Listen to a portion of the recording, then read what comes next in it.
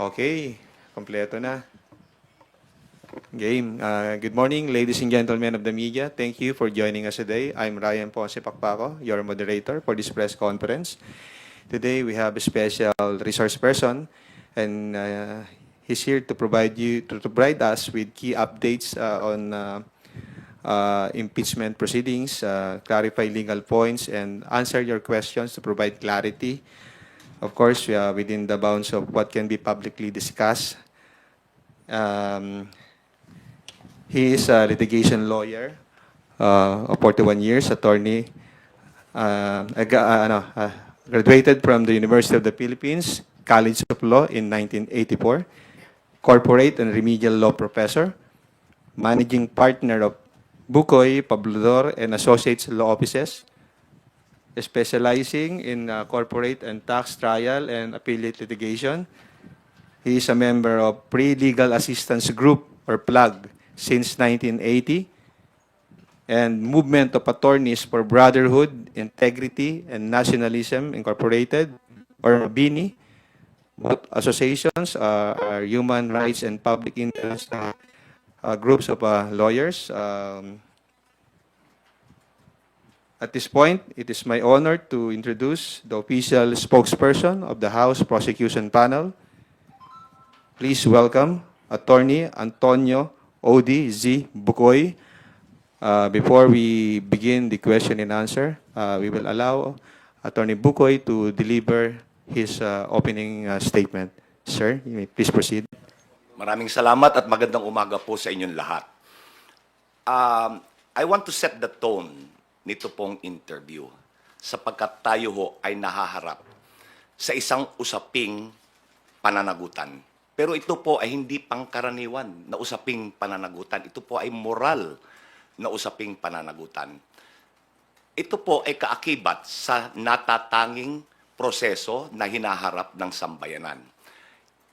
Ito po ay ang impeachment ng ating pangalawang Pangulo. Bakit ito natatangi? Sa kauna-unahang pagkakataon, sinakdal ang pangalawang pinakamataas na pinuno ng bansa sa pagbabanta sa buhay ng Pangulo, ng unang ginang at ng Speaker of the House. Hindi lang po ito pagbabanta. Inamin niya na kumontrata siya ng taong magsasakatuparan ng bantang ito. In other words, may kinontrata na siya na asasino o mamamatay tao. Natatangi rin dahil sa kauna-unahang pagkakataon, nasakdal din siya sa pangalawang artikulo, which is pandarambong ng kaban ng bayan or plunder. Natatangi because nasasakdal siya sa pangatlong artikulo, malbersasyon ng pananalapi ng bayan. Natatangi dahil siya ay nasasakdal sa pagtataksil sa saligang batas. And finally, natatangi dahil sinakdal siya sa mga karumal-dumal na krimen. Ngayon, ito pong paglilitis na ito, hindi lang po ang pangalawang Pangulo ang nasasakdal. Nasasakdal din po dito ang institusyon ng Senado bilang isang impeachment court. Nasasakdal din ang buong sambayanan na dapat ay buksan ang mga mata, makilahok sa proseso upang sa gayon ay matugunan ang mga pag-aagam-agam at mga katanungan. With that, I'm ready to receive your questions. Marami pong salamat. Thank you, sir. We will take the first question from Mela Lismoras of PTV4. Hi, good morning po, Attorney Bukoy. Ay, kumusta? Yes, I'm Mela po from PTV. Sir, unahin ko lang about you. What made you say yes po sa pag-accept ng post nito as spokesperson? And can you just, spokesperson ng House impeachment prosecutors, yung exact term po na pwede namin gamitin? Ako po ang tagapagsalita o spokesperson, wala akong distinction eh. The prosecution panel. So magkasama po dyan ang public prosecutors at ang private prosecutors. Ano nag-udyok sa akin na tanggapin ito? Para ho sa bayan. kinausap ako ng ilang kaibigan na nasa prosecution panel, and sa palagay nila ay ako ay makakatulong para ilahad sa taong bayan kung ano ang sinusugo ng prosecution. Tinanggap ko po after talking to my family. Nasagot ko po? Opo. And may second question lang po. Kahapon kasi, sir, inilabas na ng impeachment court, ng Senate impeachment court, yung isinumite ng kampo ni Vice President Sara Duterte na buong listahan ng kanilang mga magiging abogado dito nga sa paglilitis. And speaking of, kanina nga nabanggit nyo na kayo ay pangkalahatan na tagapagsalita ng House Prosecution Team. Sa panig po ba ng House Prosecution Team, kailan kaya natin papangalanan lahat ng kasali at kung if pwede na nating banggitin sino po ba yung mga magsisilbing private prosecutors sa panig po ninyo, kailan ito? At medyo compound question lang. Anong ibig sabihin po nito na nagsumite na rin yung kampo ni Vice President Sara Duterte ng kanilang mga abogado? Ano po yung ibig sabihin nito para sa trial? Ibig sabihin po nito na naglahad na sila ng kanilang entry of appearance, ibig sabihin nito ay handa sila na dumaan sa paglilitis. Ngayon, yung inyo pong isang pangalawang katanungan, kailan ho natin papangalanan yung mga private prosecutors? All in due time. Okay, thank you po. Thank you. Salamat din po. Thank you, Mela. Billy Vegas from Abante Politico. You're recognized. Attorney, magandang umaga po.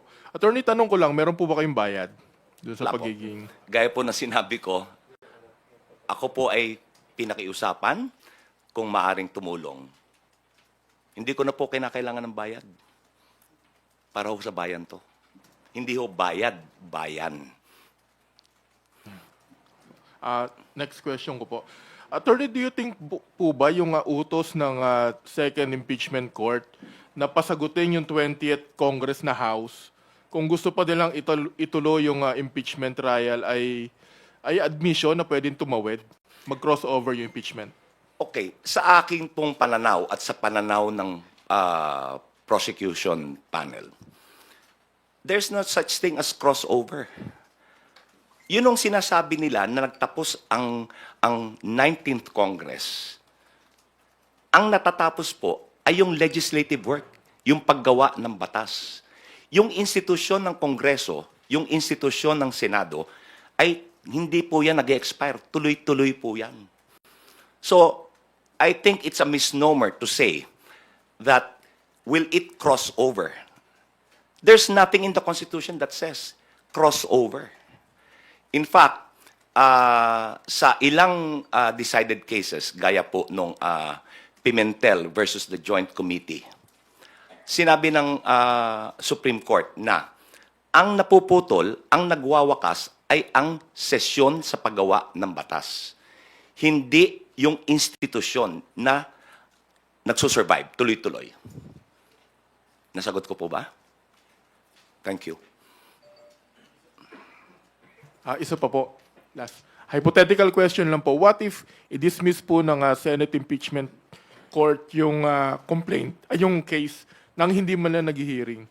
Wala ho sa saligang batas yan. Yan ho ay betrayal. Yan ho ay hindi alinsunod sa ating saligang batas. Sapagkat, unang-una, I'm assuming ang inyong tinutukoy ay yung motion to dismiss na inilahad ni Senator Bato de la Rosa. Ang hukom po, hindi nagmo-motion. Ang nagmo-motion, yung mga partido. Yung mga grounds na binanggit ni Senator de la Rosa, yun din po yung grounds na iniakit nila sa Supreme Court. So, ang nangyari, si Senator de la Rosa, umaaksyon na parang defense counsel. Ayon ho sa saligang batas, kapag nailatag ang articles of impeachment, dapat agad-agad mag-proceed sa trial. At dapat bigyan, iserve ng writ of summons ang impeached official para maglahad ng sagot or answer not a motion to dismiss. Kung yung nasasakdal ay hindi pwedeng maglahad ng motion to dismiss, di lalo na siguro yung hukom. Di po ba? Dahil ang sinabi po ng saligang batas, ang kapangyarihan ay to try and decide the case. To try, ibig sabihin po, ay maglitis. Pangalawa, ang ginamit po ng saligang batas na lengguwahe, trial shall forthwith proceed. Trial. Hindi ho sinabi ng saligang batas na ang kapangyarihan ay to hear and decide. Mas malapad po ang saklaw nung legal term na to hear. Ang legal term to hear means to ascertain whether or not the articles or ang reklamo is worth pursuing. In other words, may basihan ba yung sakdal? Hindi ho sinabi ng saligang batas to hear. Ang sinabi ng batas, to try and decide. Ganhon ho ka-eksakto ang lengguwahe ng saligang batas ukol sa proseso ng impeachment. Thank you po. Salamat din sa tanong. Thank you, Billy. Let's proceed with the next questions from Tina Panganiban Perez of GMA7. Good morning po, sir. Good morning. Sir, prior to your appointment as spokes of the PROSEC panel, have you ever assisted them in any capacity? Meron na po akong ilang nasaluhan na meeting para ho malaman ko kung ano ang mensahe na ihahayag ko sa publiko. So, yes, nagkaroon na po ako ng partisipasyon. But not as a private prosecutor, sir. Hindi po ako private prosecutor. Opo. And meron po ba kayong update doon po sa binanggit ng prosecution panel na clarification na hihingin po nila sa Senate Impeachment Court about yung orders na ibinaba ng Senate Impeachment Court, pati po yung pag-remand sa articles? Within the next few days, ang prosecution panel ay magpa-file or maglalahad ng mga kaukulang pleading. Within the next few days, magkakaroon po ng paglalahad. Sir, clarification lang. That's a motion? Motion to what? It could be a motion or it could be a manifestation. Thank you po, sir. Either way, it is to clarify. Yun hong order. Okay. Thank you po. Thank you, Tina. Vivian Gulia from ABS-CBN2. Good morning, Attorney. morning. Opo. Can you confirm and may we know the reason? Base po sa reports ay the House of Representatives was furnished a copy of the notice of appearance ng pag-enter ng lawyers ni Vice President Sara Duterte ng kanilang entry of appearance, pero hindi po ito tendered, copy, refused to receive. Okay. Liliwanagin ko po hindi ko ho alam pa kung ano yung dahilan. Subalit, ang bottom line dito, wala ho naman nasaktan, walang damage Because nung tinender nila yung service nung entry of appearance, tender means you are constructively served. So, tanggapin o hindi, yun hong purpose was served. Because it was tendered. So, as if you received it. Pag tender po kasi, iniiwan yung dokumento. Kaya tender. Kaya naman tender kasi hindi nila inacknowledge na tatanggap nila. But nonetheless, gaya ng sinabi ko, no harm, no foul. Wala hong nasaktan dito, walang naagrabyado. And as of today, hindi pa po ba naisusumite ng House yung at least the compliance for the first requirement of the Senate Impeachment Court to submit a certification that the impeachment proceedings against VP Duterte here at the House of Representatives were compliant with the Constitution, and won't it derail the process po, the trial? Hindi po. sa katotohanan, nung huling session day ng Kamara, nagpasaho ng resolusyon alinsunod sa kautusan ng impeachment court. Pero nais ko rin pong banggitin, ngayon ho, hindi pa yan naisusumite, pero naipasa na po. Gaya ng nasabi ko kanina, in the next few days, magpa-file ho ng ng appropriate pleading ang House Prosecution Panel. Ngayon, ito pong ni-require, yung ni-require ho ng impeachment court na magsumite ng certification na hindi nilabag ng Kamara yung 1-year bar rule. Ito po ay surplusage sapagkat yun hong verified articles of impeachment, yun na po yung hinihingi nilang sertifikasyon. Gaya po nung ruling ni Juan Ponce Enrile nung impeachment trial ng ating dating punong hukom ni dating Chief Justice Renato Corona. Ang sinabi po na ruling nun ng presiding officer ng impeachment court na kapag umabot na, kapag nailahad na ang articles of impeachment sa impeachment court, there is now attached to it the presumption of legality and regularity. Hindi na dapat pinagtatalunan. Ngayon, that is a precedent sa impeachment court. Nagtataka lang ako, bakit hindi yun sinunod ng kasalukuyang impeachment court?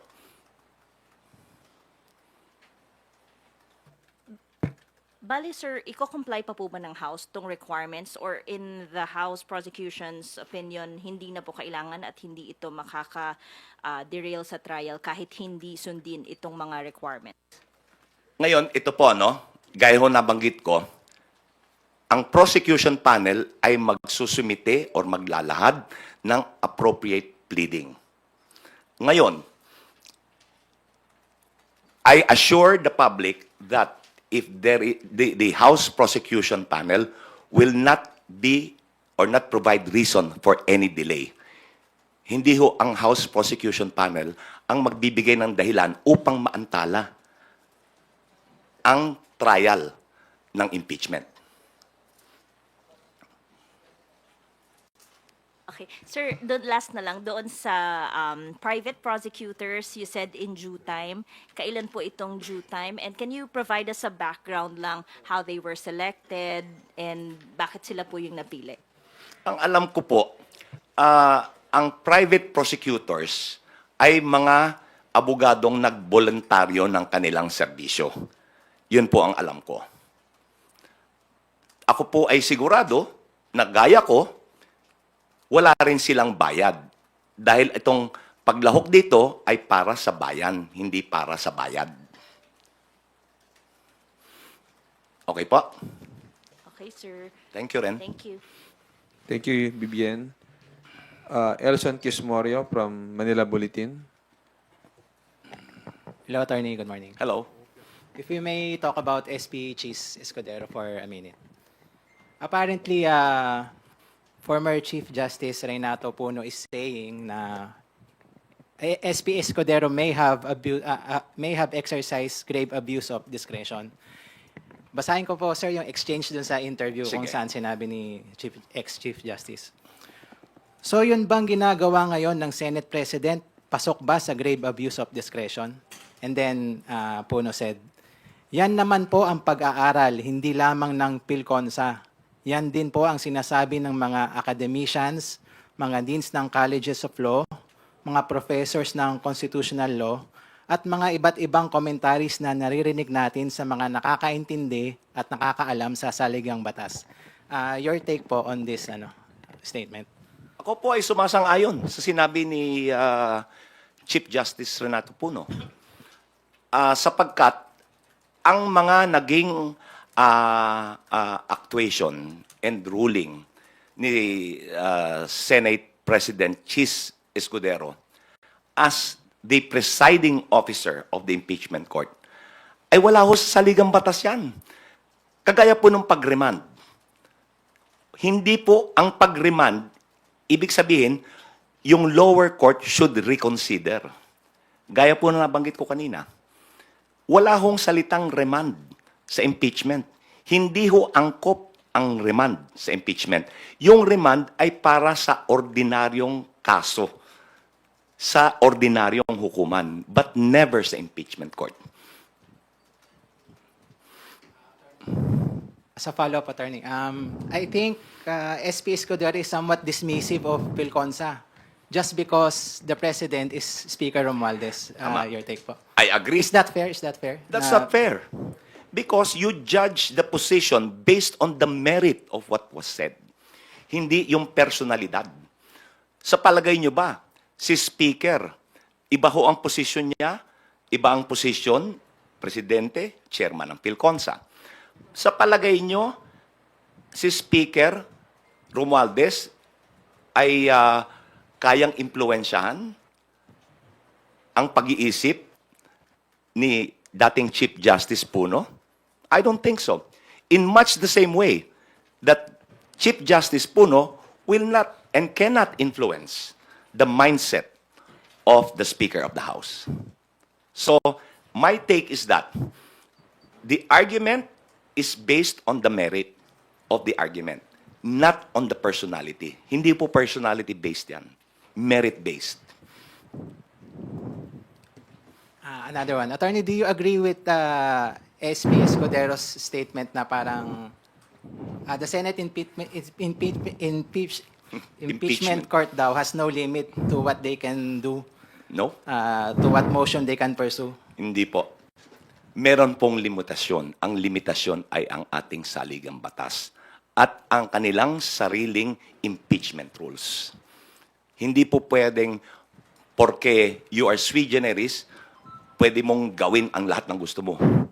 Ang limitasyon po ay nasasaad sa ating saligang batas at sa kanilang sariling impeachment rules. In fact, kung yung impeachment rules po ay hindi alinsunod sa saligang batas, hindi rin po obra yun.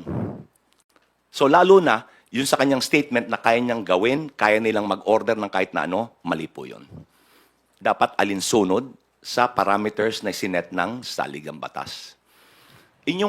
Kung inyong tutunghayan, nakahiwalay po yung Article 11 do sa Article 6. Article 6 ho, tungkol sa trabaho ng paggawa ng batas. Yung Article 11 is for accountability. Very specific yung provision ng accountability. Very specific what the powers are. So hindi po pwedeng bardagulan to.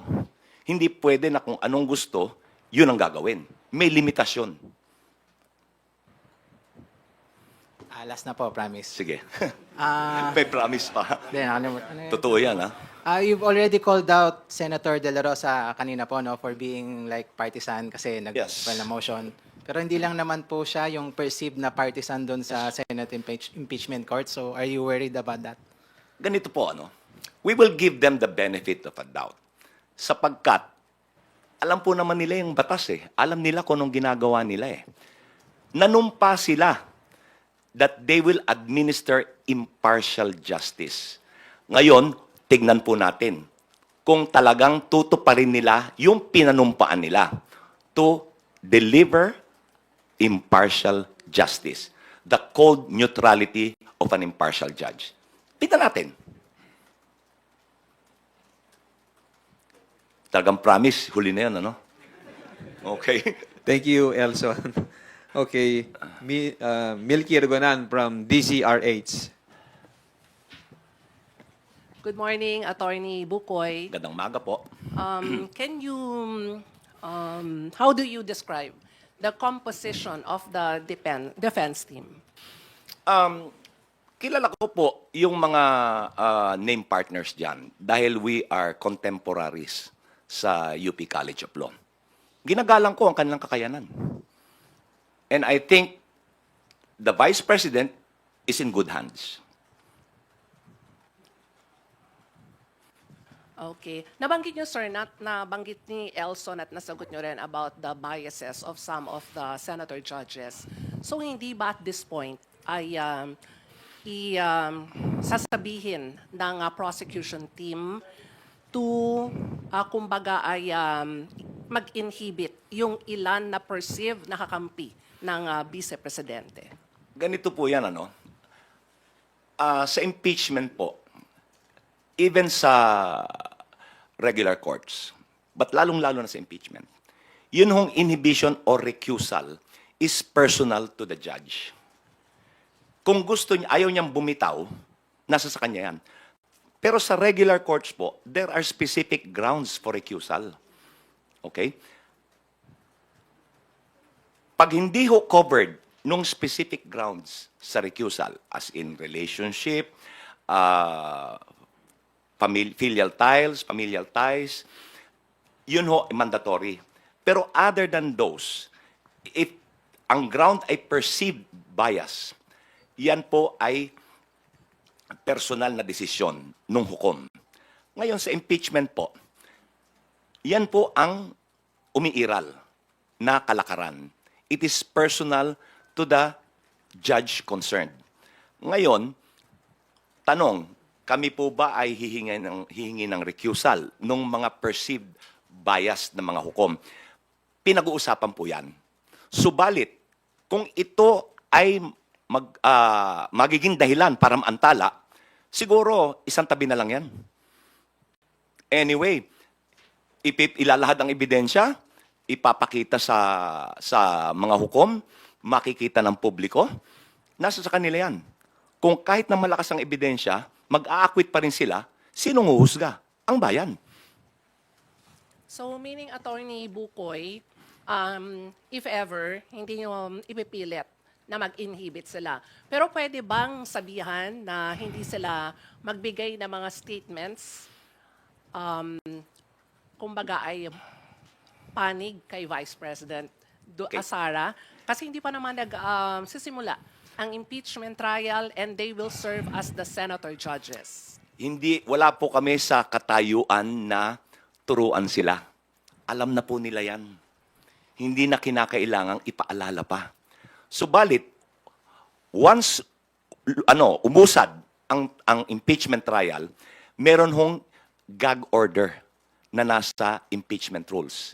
Bawal magbigay ng mga opinyon, bawal magbigay ng mga pahayag ukol sa merito ng kaso, ang prosecution, ang depensa, pati na ang mga hukom.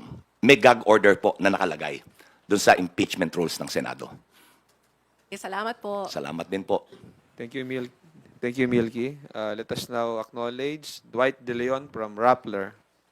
Hello po, good morning po, attorney. Tama ba, attorney, it wouldn't be in the best interest of the prosecution to push for the inhibition of some senators because you still need 16 votes to convict? Or magbabago po ba yung numero? Kami po ay umaasa na bubuksan ng mga hukom ang kanilang mga mata at titimbangin nila ang ebidensya.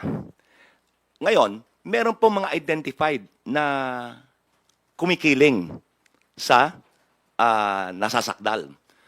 Meron din po naman na swing votes.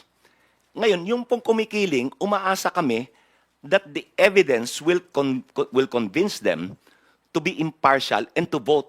Kung kinakailangang mag-convict, they will convict. Kung kinakailangang mag-acquit, they will acquit. Lahat po ay depende sa ilalahad na ebidensya. So, para sa akin po, let's give them the benefit of a doubt. Okay po. Attorney, may specific person po ba from the House who tapped you to be the spokesperson? Is it Speaker Romualdez or anyone from the House? Hindi ko nakausap si Speaker Romualdez. Ang mga kaibigan ko po sa private prosecution ang convince sa akin, ang lumapit sa akin na kung maaari ay tumulong ako. Maaari po dahilan sa nakita nila ako na naging resource person sa ilang interview sa teleradyo and dahil kilala ko rin naman sila, sa palagay nila ay nasa kakayanan ko na maging tagapagsalita. Sir, I checked your portfolio. It said that you're a member of FLAG and Mabini. Can you just give highlights of your career as a human rights lawyer as well? Ako po ay naging kasapi ng FLAG. Nung ako po ay nasa College of Law pa. Estudyante pa lang ako. Ito po yung panahon nila Jose W. Jocno, nila Joker Arroyo at ni Lorenzo Tañada. So, kami po noon ay kami po yung field investigators kung saan ho may pangangailangan na dapat harapin na human rights abuses. So, yan po ay sa mga labor groups, yan po ay sa mga magsasaka, yan po ay sa mga industrial workers. Nung ako po ay naging abogado na, I handled human rights cases also. Sa Mabini, ganun din po. Ang komposisyon lang ng Mabini ay iba. Ang komposisyon ng Mabini nung panahon na yun ay sila Alex Padilla, sila Bobit Sanchez, sila Tony Rosales. Yan po. Yan yung mga nakatrabaho ko. These days po ba, do you still handle human rights cases or mas IP and litigation? I'm still a litigator. Litigator. Intellectual property is one of our fields of practice. Okay po. And attorney, may nakita lang akong post somewhere na nakalagay ICC accredited lawyer. Is that true? Or No, I'm not an ICC accredited lawyer. Okay po. Sige. Mali po yun. Okay po. Sige po. Yun lang po. Thank you, Okay, attorney. salamat din. Thank you, Dwight. Earl Tobias from IBC 13. Good morning, Attorney Odi. Morning. Sir, hingi lang po ng reaksyon sa meron po kasing mga bagong aligasyon na galing kay Vice President Sara Duterte. Babasahin ko na lang po. Sige po. We all know that, first, the congressmen did not read the articles of impeachment. Second, many of them receive a budget or many in exchange for their signature. Ang context po nito o ang tanong ay parang allegedly, sinasabi ni VP Sara Duterte na hindi muna binasa ng 215 lawmakers yung impeachment case bago ito pirmahan. What do you make of this po? Yan po ay unang-una. Ito pong mga pumirma ng impeachment, ng articles of impeachment, ito po naman ay mga mambabatas eh. Hindi po ito pipirma ng hindi nila nauunawaan kung anong pinirmahan nila. Especially, it is under oath. Pag under oath, that is under pain of perjury. Hindi naman nila siguro isusungan sarili nila sa ganun. So, palagay ko ay, propaganda na lang yan.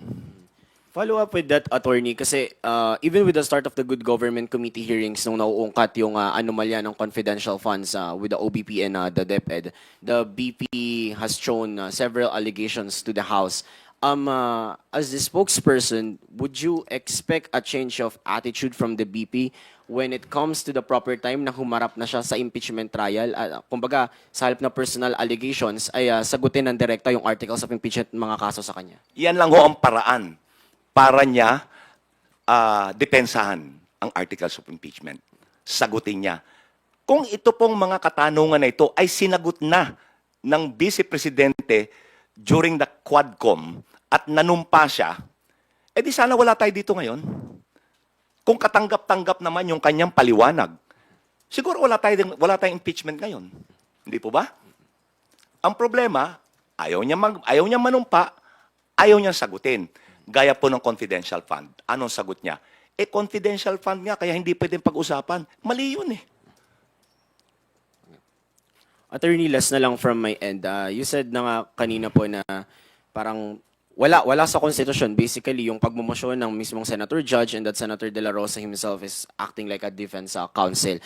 With that po, is it also fair to now state that whatever happened to the Senate sets a bad precedent doon sa 20th Congress na mag-hold ng trial? Kasi parang laging nakabinbin or hanging by a thread yung pagtuloy nito with just one motion, pwedeng ma-dismiss. It's a bad precedent. It's a terrible precedent.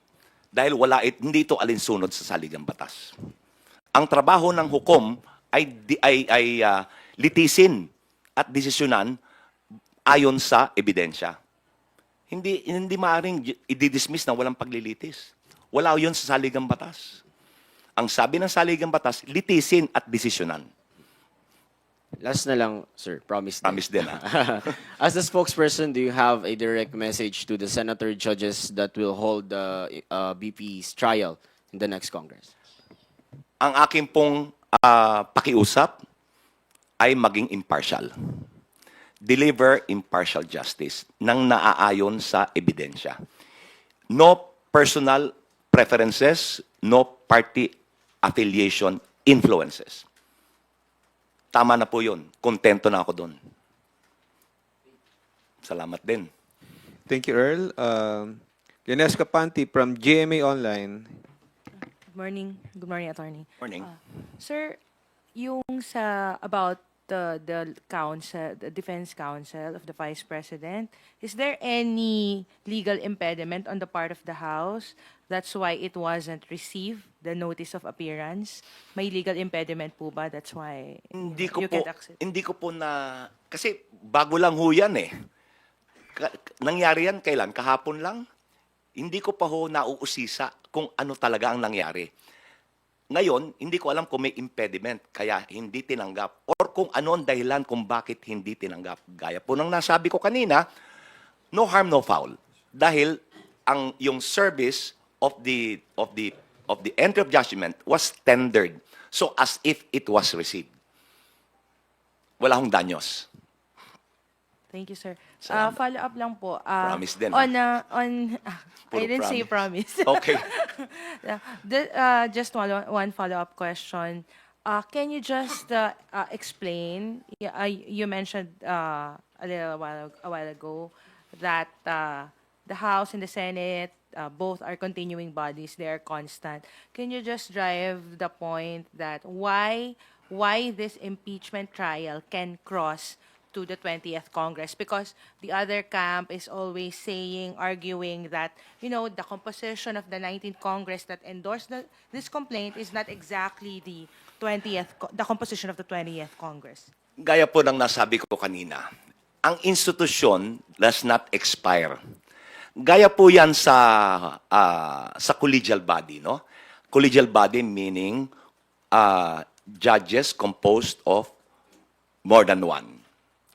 Kahit na ho magpalit yung mga hukom doon, hindi naman back to square one yung paglilitis eh. Tuloy-tuloy po yan. Ganon din po ang impeachment court. It doesn't matter what the composition is because the institution survives.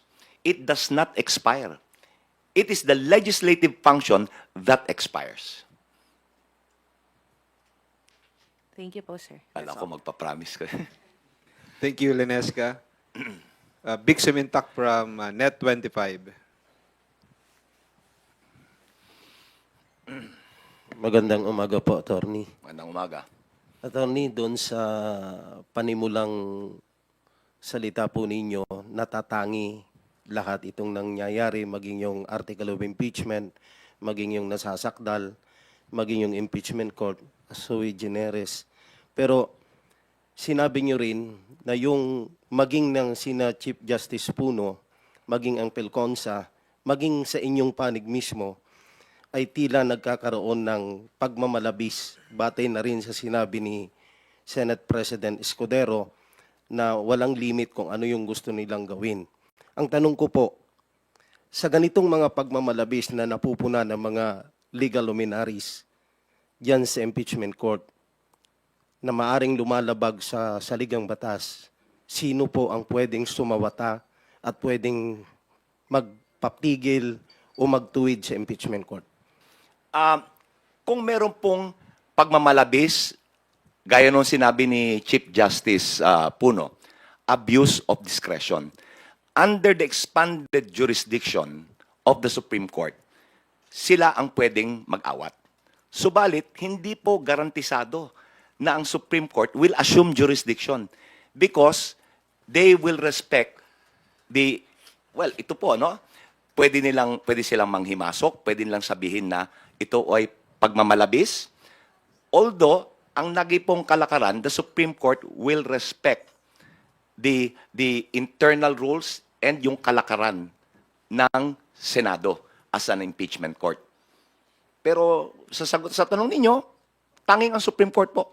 Kung merong mag-aakyat nito, kung merong dudulog sa kanila para humingi ng ruling sa pagmamalabis na ito.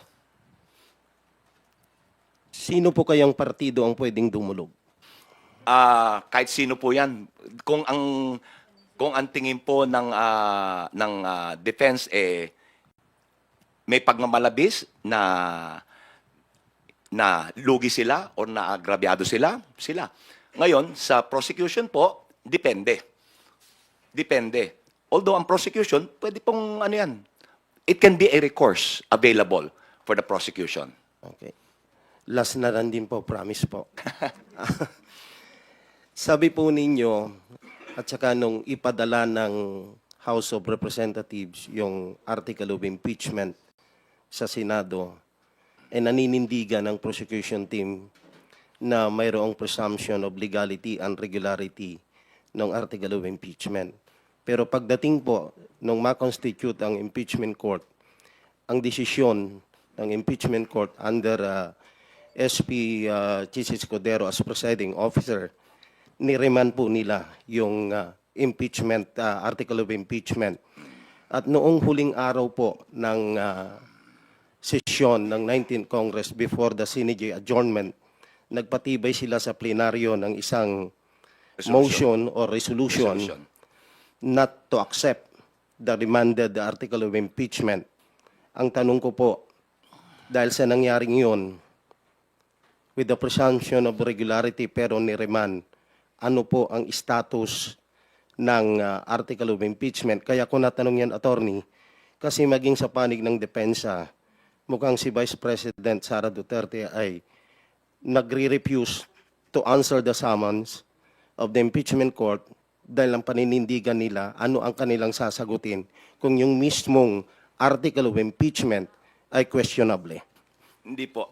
Hindi po nagpasa ng resolusyon ang Kamara na huwag tanggapin.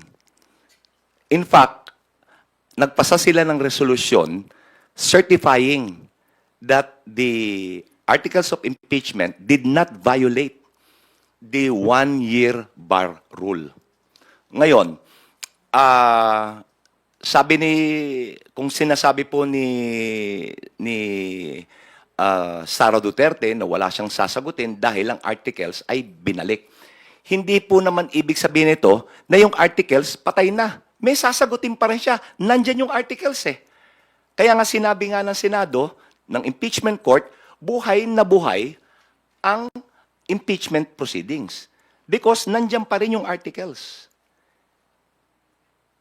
Ang hiningi lang ay ang certification, yung remand. Yung sinasabing remand, gaya ng nabanggit ko kanina, hindi po angkop ang remand sa impeachment proceedings. Yan po ay angkop sa mga regular courts. So, yung articles po, nandyan pa rin. Sagutin niya. Ngayon, kung ayaw niya sagutin, bakit? Another delay. Hindi po ba? Kung talaga siya ay seryoso na linisin ang kanyang pangalan, hindi ba sabi nga niya, I want a bloodbath, I want a trial. Hindi dapat sagutin niya para walang delay. Sa ganitong paraan, malilinis niya ang kanyang pangalan. Clarification lang, attorney, kasi aside from doon sa resolution, may motion na inapprove sa plenary na hindi nila tatanggapin muna yung remanded article of impeachment. So ano ang magiging implikasyon noon sa panig ng impeachment court? Dahil, kaya sumagot si SP Escudero na whether they like it or not, they should comply with the order of the impeachment court. So nung hindi tinanggap ng plenary yung article of impeachment, ano ang implikasyon? By plenary, you mean plenary ng House of Representatives? Yes, sir. Wala pong ganong resolusyon. Meron po. Wala. My motion. I am the first is the resolution, and then may motion po sa plenary not to accept the remanded article of impeachment. Wala pong resolution to that effect. Motion. May motion lang. Ngayon, So what is the implication of that motion when the plenary approved the motion not to accept the remanded article of impeachment? Wala pong ganon. In fact, ang paninindigan ng plenaryo ay issue the certification. Kaya po, nabanggit ko, within the next few days, magpa-file po ng appropriate pleading. Walang inaprubahan na motion na wag tanggapin. Wag tanggapin. Yun ang sinabi ni Senate President Escudero ay bilang kasagutan sa isang tanong na paano po kung hindi tatanggapin ng plenaryo. Anong sagot niya? Hindi, dapat sumunod sila kasi kami ang husgado. Wala akong alam na inaprobahang motion na wag tanggapin. Hindi po yun ang posisyon ng ano. Wala pa pong ginagawang posisyon.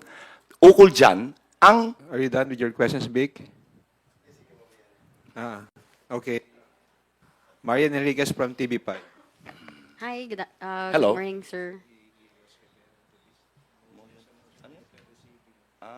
pero hindi naman approve eh. Hindi aprobado yan eh. Ito? Ito ngayon. Okay. No, kasi yung sinabi nyo, huwag tanggapin eh. Ang sabi ho, motion to defer receiving. Meaning, ipagpaliban muna. Hindi yung motion to not to receive. Iba po yun. Oo. Kaya ako nalito. Kasi sinabi mo, may motion na huwag tanggapin. Kaya sabi ko, wala yan. Walang ganyan. Meron motion to defer. Ipagpaliban muna. O ngayon, nagkakaintindihan tayo. Okay, malinaw na. Okay. Wala. Dapat hindi natin basahin. We should not read between the lines eh. Dahil bumubuo pa ng paninindigan ang prosecution panel.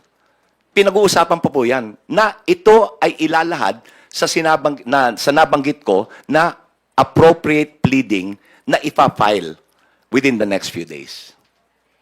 Hindi po yung motion to not to accept kasi wala naman eh. Motion to defer. Thank you, Vic. Malinaw po. Okay, thank you, sir. Marian Enriquez from TV5. Good morning po, Attorney. Hello. Sir, since you mentioned na nga po, meron na tayong na-adopt na resolution about doon sa unang hiling ng Senado na hindi nga po lumabag sa konstitusyon, one-year prohibition rule. Pero yung pangalawa po nilang order, yung inihingi po nila, kailangan pa ba talaga ng Kamara na magsumite nitong willingness daw po ng 20th Congress na ipagpatuloy po itong impeachment complaint? Consistent do sa aking unang nabanggit na ang institusyon ay hindi nag-expire. Ang nag-expire ay ang paggawa ng batas. Hindi po dapat kinakailangan pang magkaroon ng attestation or affirmation na gusto pa ng ika-20 Kongreso na ipagpatuloy. Dahil yan, nakalatag ng articles eh. It is not an option to withdraw it. Dahil tapos na po yung constitutional duty ng Kamara nung transmit yung articles of impeachment. Hindi na po pwedeng bawiin yun. So, sa madalit sabi, it is not an option. Tuloy-tuloy na po yan. And besides, paano magko-comply ang 20th Congress? Eh, hindi pa convened. It's a surplusage.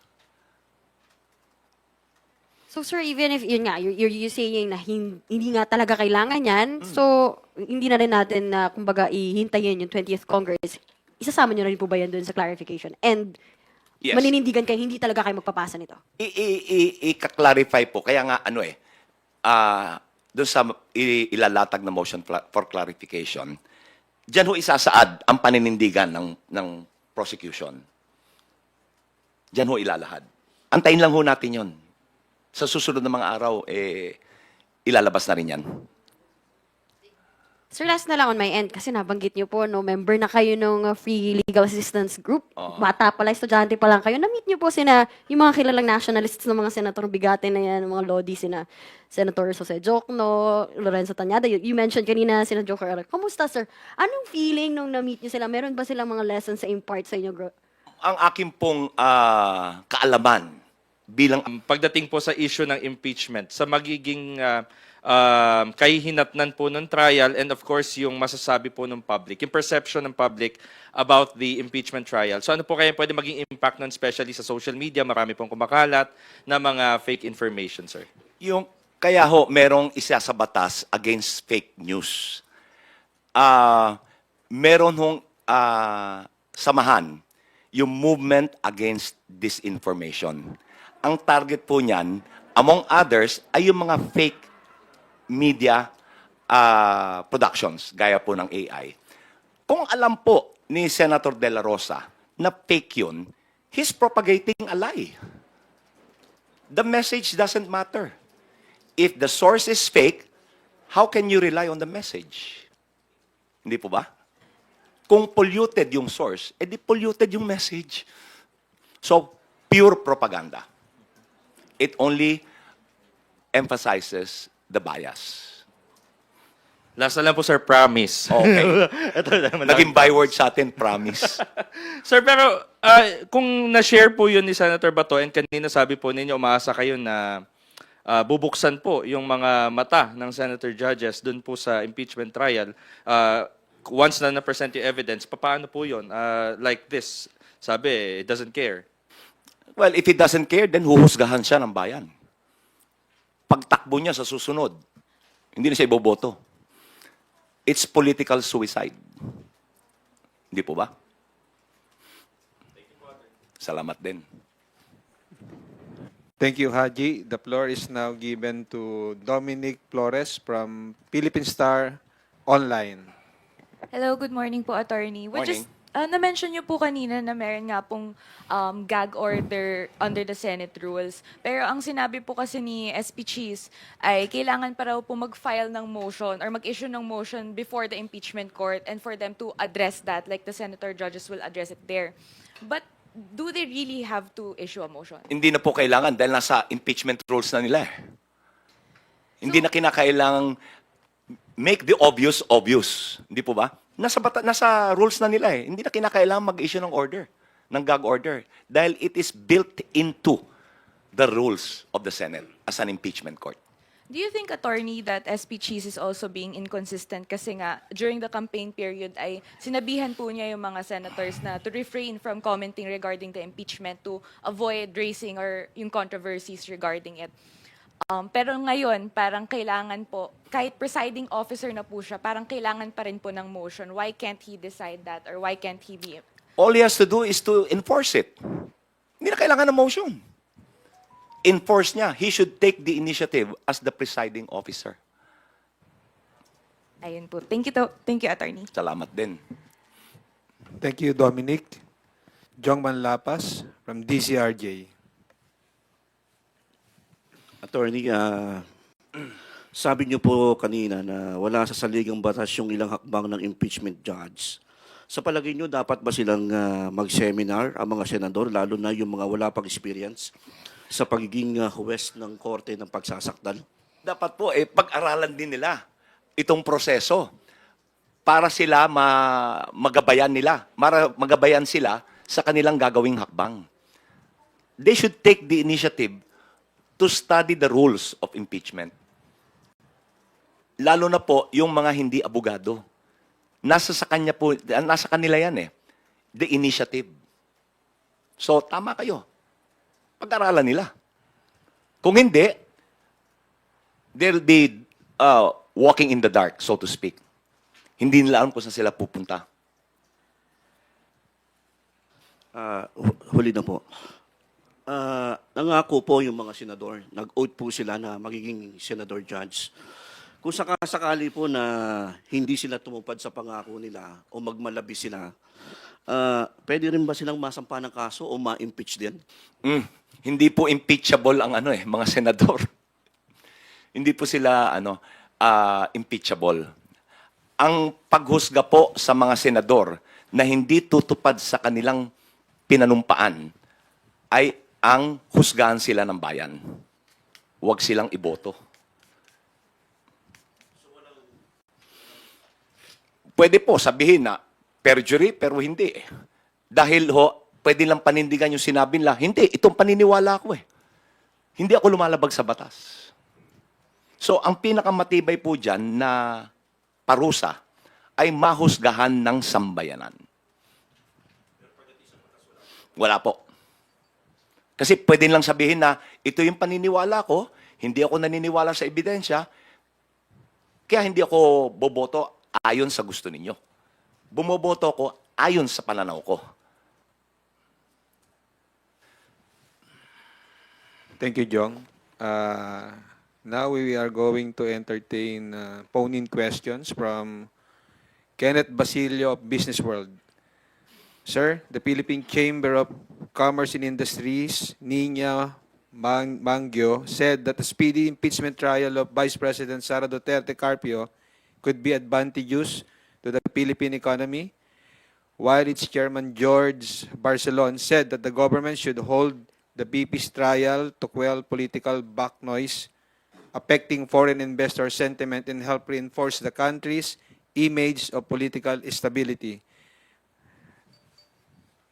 Ano po yung The tanong? questions are, from the perspective of House Prosecution Panel, is there an expectation for a swift impeachment process, both to uphold the rule of law and to reinforce public trust in our democratic institution? Meron pang isa, sir. Sige, yan muna. Yan muna. Opo. Sa ngayon po, will there be a swift trial? It doesn't look that way. There's so much foot dragging on the part of the impeachment court. Also on the part of the impeached official. Pero ito po, once ito ay umusad, pag-usad po nito, sa panig ng prosecution, hindi po ang prosecution ang magbibigay ng dahilan para maantala ito. Ang gusto ng prosecution, swift trial. Ngayon, yung second question, Second question, and how can the prosecution reassure the private sector that the impeachment will not lead to a paralysis or disruption in economic policy making? ang sagot po dyan ay yung unang tanong ninyo. Does the prosecution expect a swift trial? Ang sagot doon sa pangalawa, yes, a swift trial will address the issue of stability, the issue of investor confidence in the Philippines. Kasi po, habang tumatagal ito, habang naaantala, habang lumalawig, naguguluhan ang tao. Anong ginagawa ng tao? Nagagalit, nagrarally, nagpoprotesta. So, sa foreign investors, hindi po maganda yan. Ang gusto ng foreign investors, stability. Pangalawa, nagdadigress ang atensyon ng Senado.